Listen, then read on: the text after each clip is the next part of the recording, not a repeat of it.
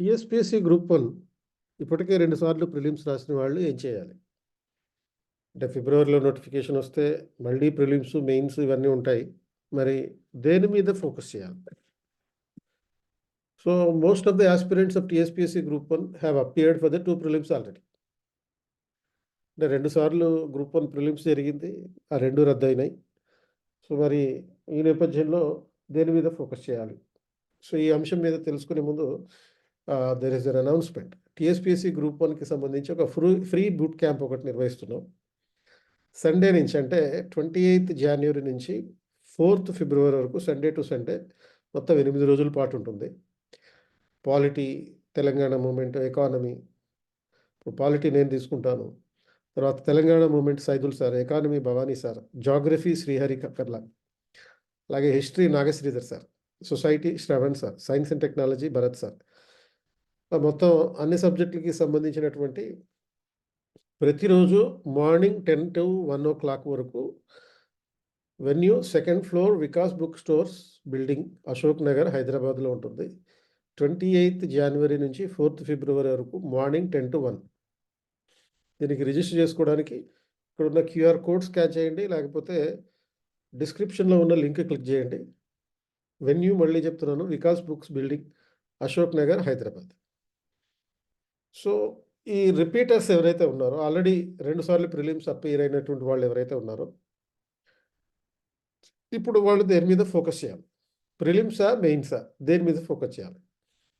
అంటే ఈ రేషియో అనేది 70-30 రేషియోలో ఉండాలి. అంటే 70% మెయిన్స్ మీద ఫోకస్ చేయండి. ఎందుకంటే మీరు ఆల్రెడీ ప్రిలిమ్స్కి కావాల్సినంత పట్టు సాధించారు కాబట్టి. 30% ప్రిలిమ్స్ మీద ఫోకస్ చేయండి.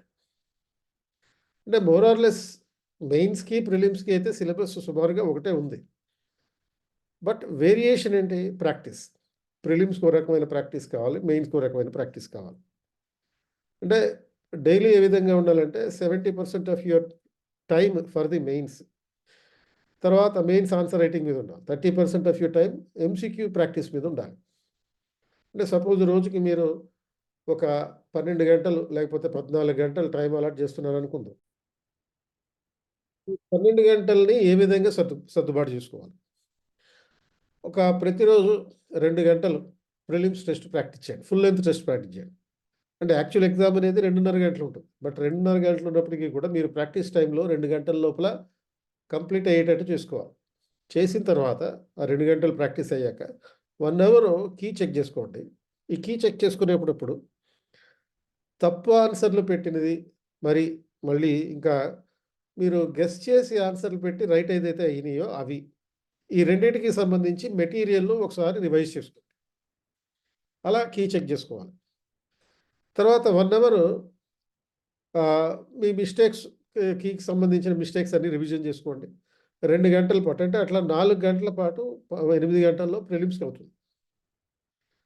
తర్వాత 2 గంటలు మెయిన్స్ క్వశ్చన్స్ ప్రీవిజన్ చేసుకోండి. రివిజన్ కాదు, ప్రీవిజన్. ఈ ప్రీవిజన్ అంటే ముందు మనం ప్రాక్టీస్ చేయడానికి ముందు చదవడం అన్నమాట. మీరు ఈ 2 సంవత్సరాల కాలంలో చాలా చదివే ఉంటారు కాబట్టి మళ్ళీ ఒకసారి ప్రీవిజన్ చేసుకుంటే మంచిది. 3 గంటల ఆన్సర్ రైటింగ్ ప్రాక్టీస్ చేయండి. 2 గంటలు చదివిన తర్వాత 3 గంటలు ఆన్సర్ రైటింగ్ ప్రాక్టీస్ చేయండి. ఆ తర్వాత 2 గంటలు కీ రివిజన్ చేసుకోండి. అంటే రివర్స్ ఇంజనీరింగ్లో కీ రివిజన్ చేసుకోండి. తర్వాత మీరు పడుకోవడానికి ముందు 1 గంట సేపు నెక్స్ట్ డే మనం ఏం చదవాలో దానికి సంబంధించినటువంటి ప్రివిజన్ చేసుకోండి. 1 అవర్ పాటు జరగాలి. సో ఇట్లా మీ టైం అలాట్మెంట్ ఉంటే మంచిది. అంటే ఎట్టి పరిస్థితుల్లోనూ మీరు ఆగొద్దు. ఇంకా go ahead, never stop anywhere.